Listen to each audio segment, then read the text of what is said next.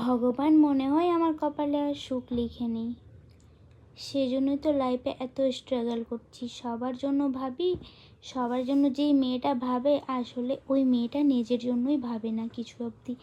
আমি জানো মুখে কিছু বলি না, চুপ করে থাকি। হ্যাঁ, তোমরা আমার তোমাদের সাথে সবটাই শেয়ার করব বলে তোমাদেরকে আমি বলে সবটাই বলছি। আমার জীবনে অনেক কি প্রবলেম যেটা আমি খুলেও বলতে পারবো না, খুলে বলার মতন কিছু নেই জানো। আমি ছোট থেকেই একা থেকেছি, যেই ভাবলাম একটা বান্ধবী বানিয়েছি ও সেরকম। আচ্ছা তোমরা বলো, কোনো যদি একটা ভালো বন্ধু হয়, সে তোমার সাথ দেবে কি তোমার মাঝখানে ছেড়ে চলে যাবে? ধরো তুমি আমার বন্ধু হয়েছো, কি তুমি অন্য একটা ভালো বন্ধু পেয়ে তার কাছে চলে যাবে, তাকে এভাবে হার্ট করবে? আমি জানো তো, আমি কারোর জন্য খারাপ চাই না, সে আমার বন্ধু হোক, সে আমার ফ্যামিলি হোক, সে কেউ হোক। তবু যাক, ভগবান পরীক্ষা নিচ্ছে। হ্যাঁ, আমার একটা বান্ধবী আছে অনেক ভাইরাল আছে, সেই জন্য হয়তো ফোটানি দেখায়।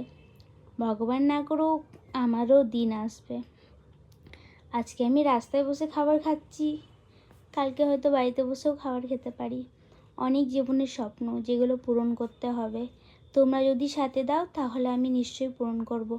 আমি ফেসবুক আর ইনস্টাগ্রাম ছেড়ে চলে এসেছি, ইউটিউবে এসেছি। ইউটিউবে ভালোবাসা পেলে তোমাদের আর কিছু চাই না, এইভাবেই আমাকে ভালোবাসা দিতে থাকো। আর কি বলবো, আর আমার কিছু ভিডিওর মধ্যে খারাপ লাগলে অবশ্যই কমেন্ট করে জানিও কিন্তু।